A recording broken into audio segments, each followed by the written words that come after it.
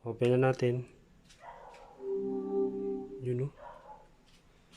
Ayos.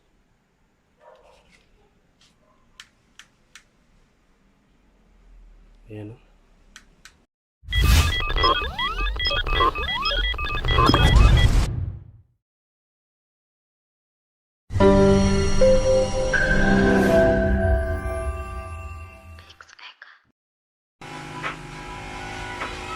Okay guys, today meron tayong gagawin isang Samsung 43 inches Smart TV. So ito yung problema niya guys.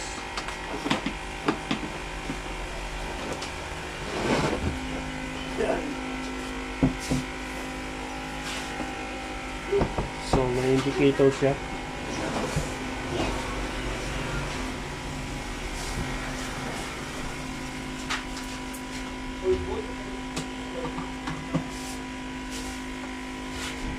Yan.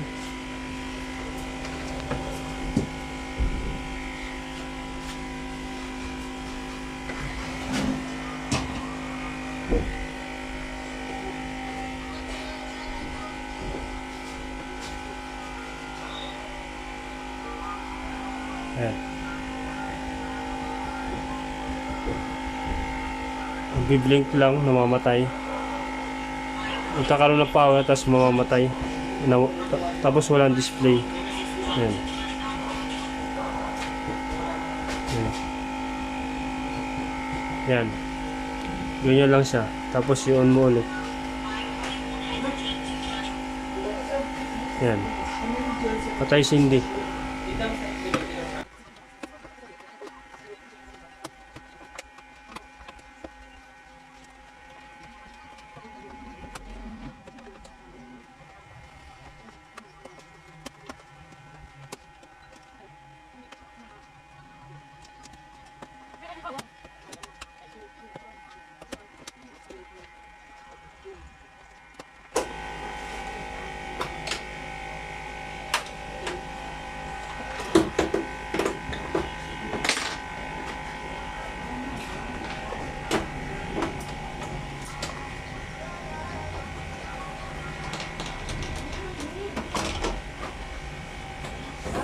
Yan, gamit lang nito guys. Clip lang kasi ito eh.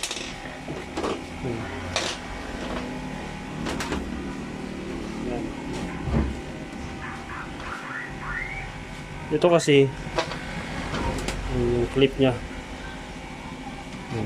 Kailangan may yung pinaka-lock nya, may push mo, may ganun mo. Ito yun yung alambre. Yan, ito.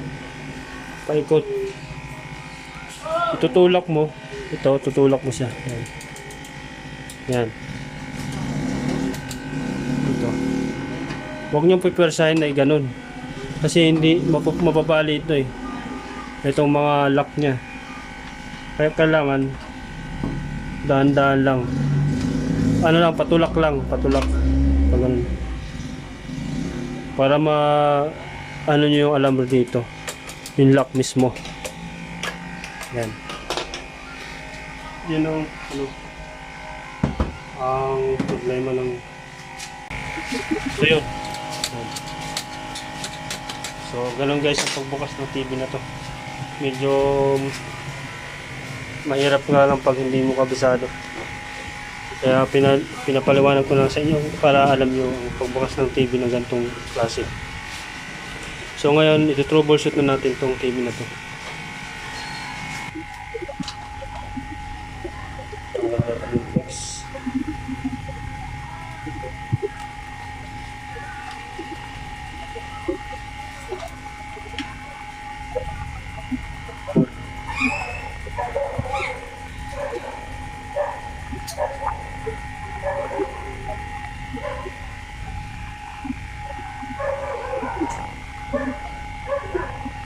Ayan, tinanggal natin yung flex, yung panel board.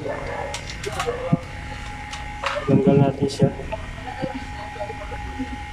Hindi na siya namamatay. So, ang problema ay panel.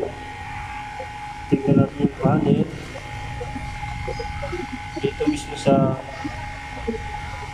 ano niya, COF, top gold. Kung may shorted, tayo muna natin.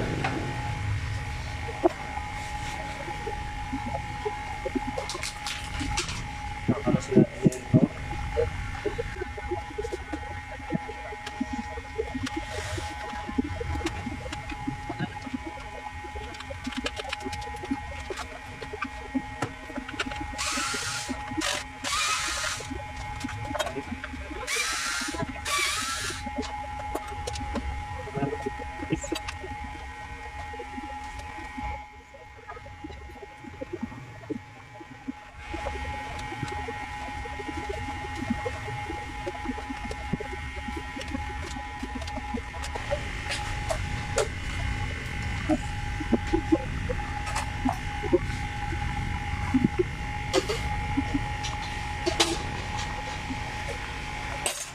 Ayan. Check natin dito kung may mga shorted.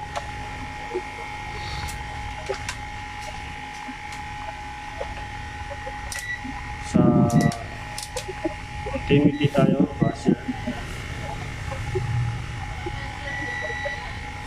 Check natin mga capacitor.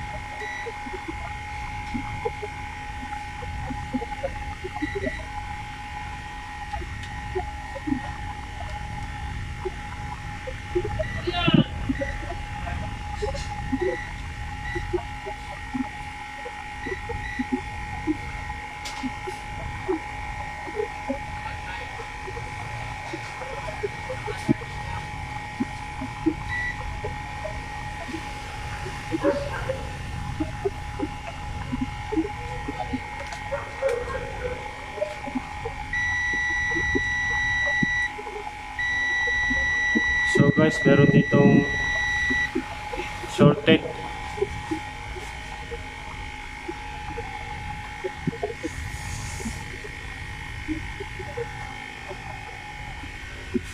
So guys, shorted.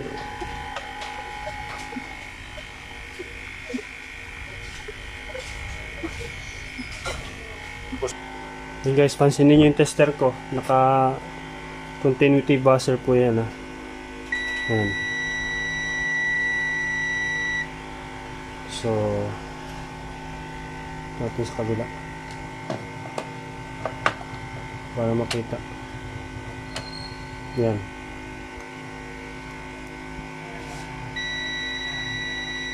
Retention 6. Yan, o.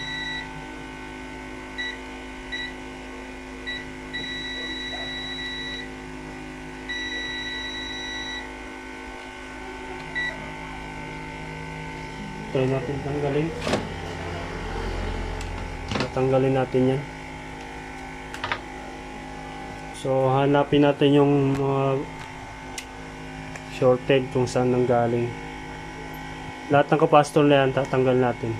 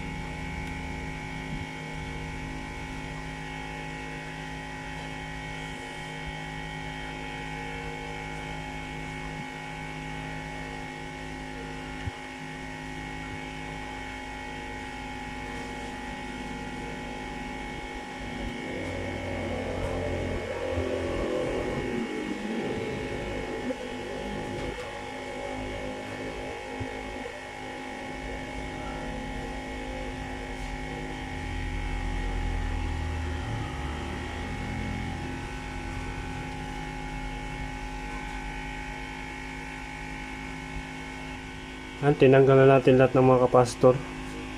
Isa-isay natin yung testerin, yung kapasitor.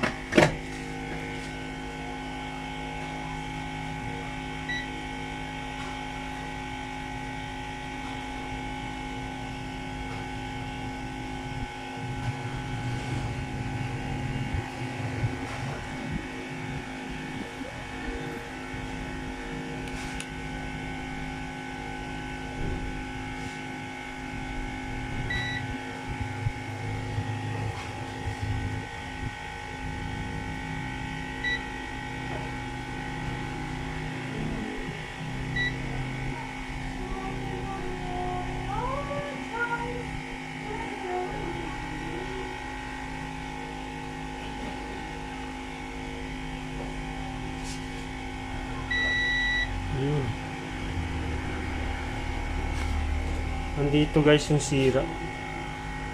Ito yung sira niya, yung pinaka last. Itong kapasitor na to. Yan. Ito good. Good siya, good. Good lahat. Check natin yung top board kung may shorted. Yung pinanggagalingan ng kapasitor. Check natin.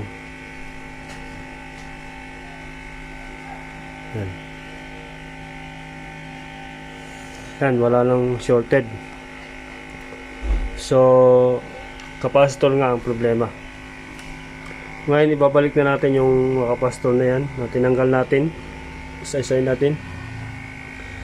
Itong isa lang may problema. So, susubukan natin palitan yan. Papalitan natin yan.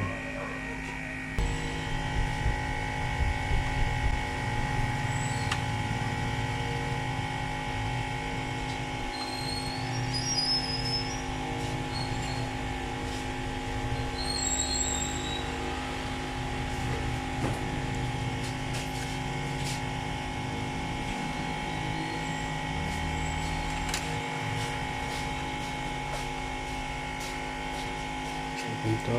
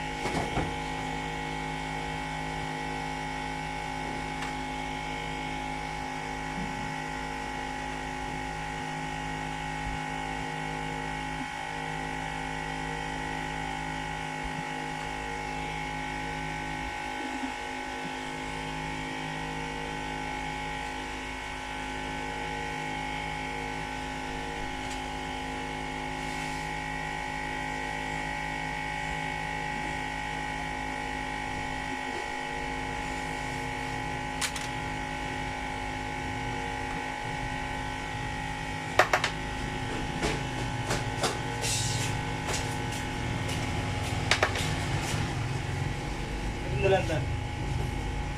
Ay! Hindi. Oh.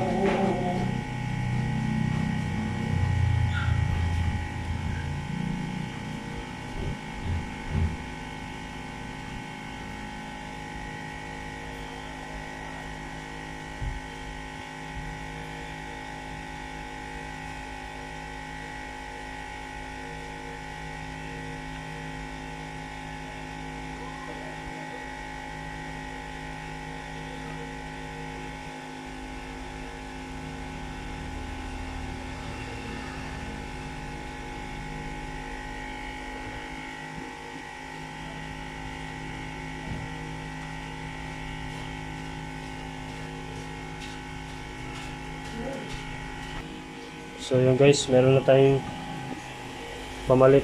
Ito na yun. So ito yung sira.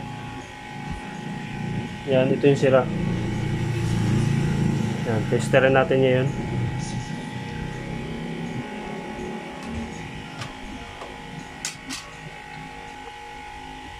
Kaya natin dito.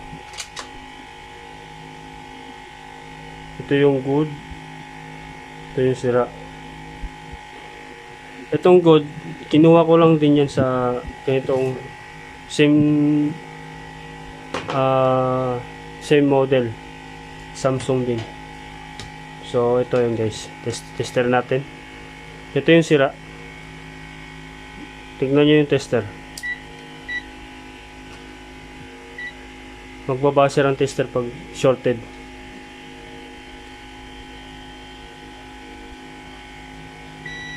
Yan o, 009.6. Itong good, dapat hindi mag-buzzer yan.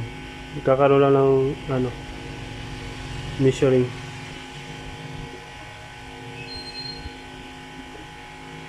Oh, wala, di ba? Wala. Oh. Kahit ilagay natin sa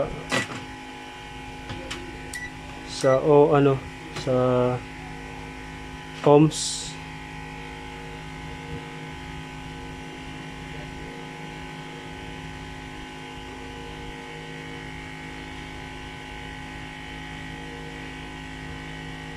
Oh, yan, 001.2. Talagang sagad na. Ito yung good. Oh, yan, ON. Ibig sabihin, hindi siya sira. Kaya ilalagay na natin. Good na to, sure ball na to. Mga ka-subscriber natin dyan, mga viewers. Gagana na to. Sure ball.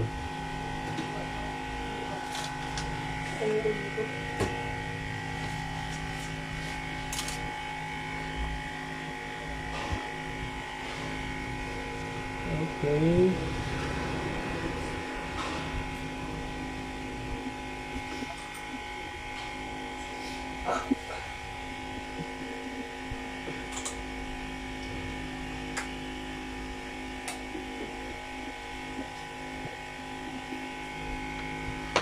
Natin.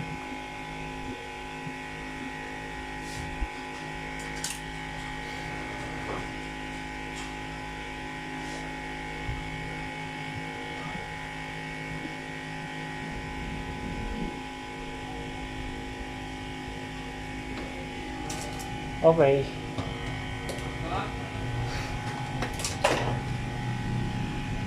Ito yung sira.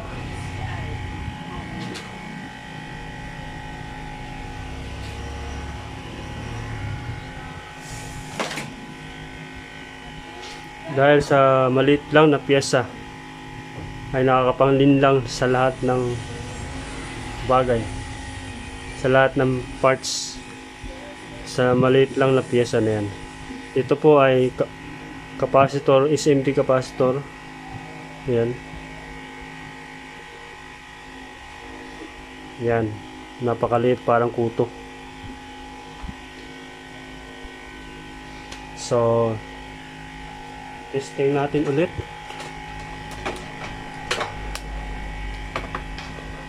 Check natin yung continuity. Kung may shorted sa buzzer.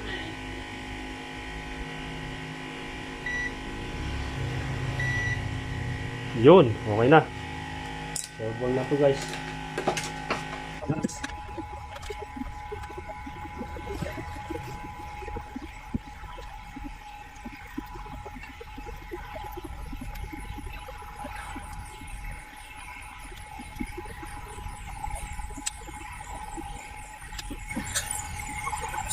Stay.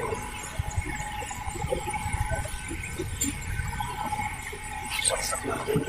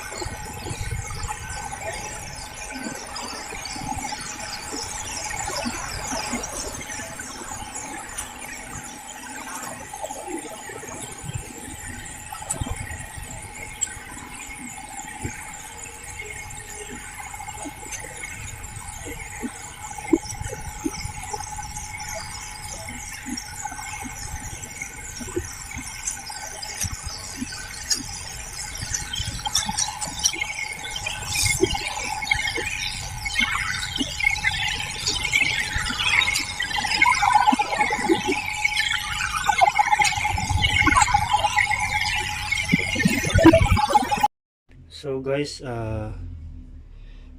yung ginawa natin kanina na capacitor, dalawang sira ng TV na to. Unang-una, yung capacitor kanina na pinalitan natin.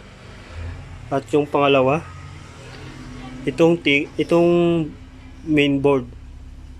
Kasi on board na yung mismong tikon niya eh.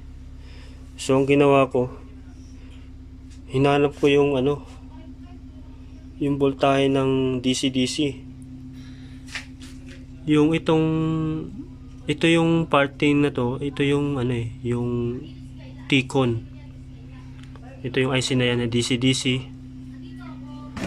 Yan, ito yung DC-DC. Tapos ito yung 17 volts ABDD at saka BGH. Yan, BGH. Yan. Yan, sinukat ko yung kanina. 0, 0, 0. As in 0 lahat. Pati itong yung H8BDD. Dapat ang lalabas dyan 8.5 volts. So 0 yung kanina. Ngayon, dito sa input ng DC-DC, walang supply. So hinanap ko siya. Sinundan ko yung linya nito dito sa pinaka input supply papuntang power supply. Dito sa regulator, so may mga fuse dito. At ito, yan, yung fuse dito okay naman yung dalawa. So pagdating dito, yung supply na papuntang DC-DC T-con ay wala na. So ang problema yung fuse. Ayan, napakalit ng fuse. Ayan, ang ginawa ko, ginamperan ko ng ng coil na sobrang liit, sobrang nipis. Kaya nagkaroon na ng supply yung DC-DC output papunta sa panel. Kaya nagkaroon na ng display. Nagkaroon ng display ito. Tignan mo. Silipin natin.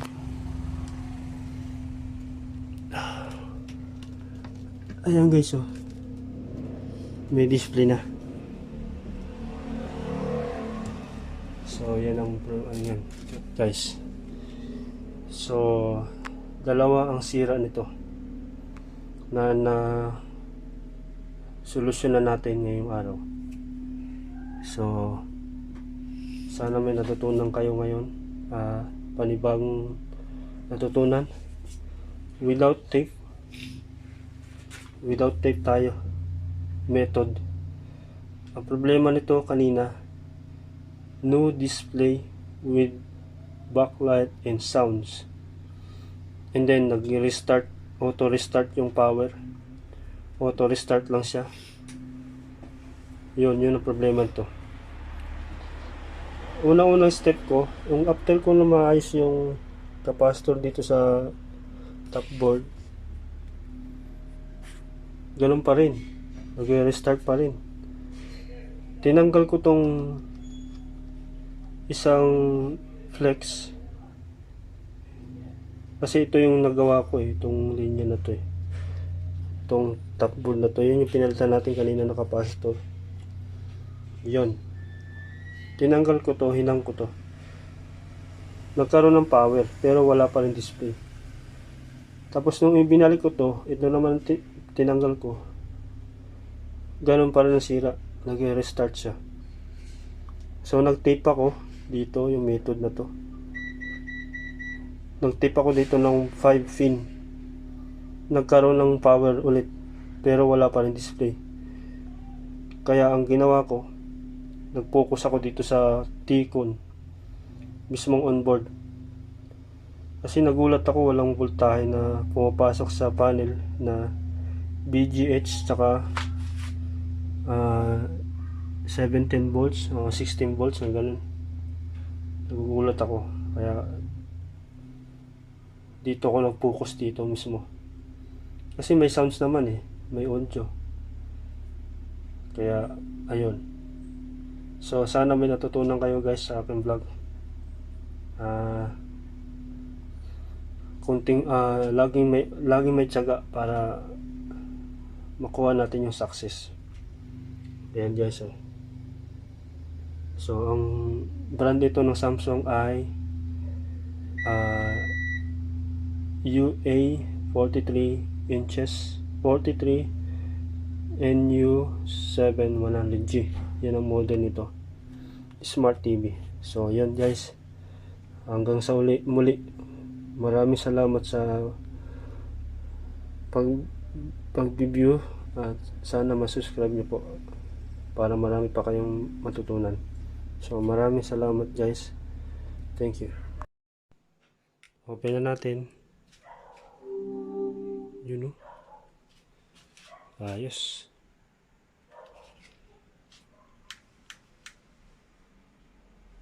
Ayan o.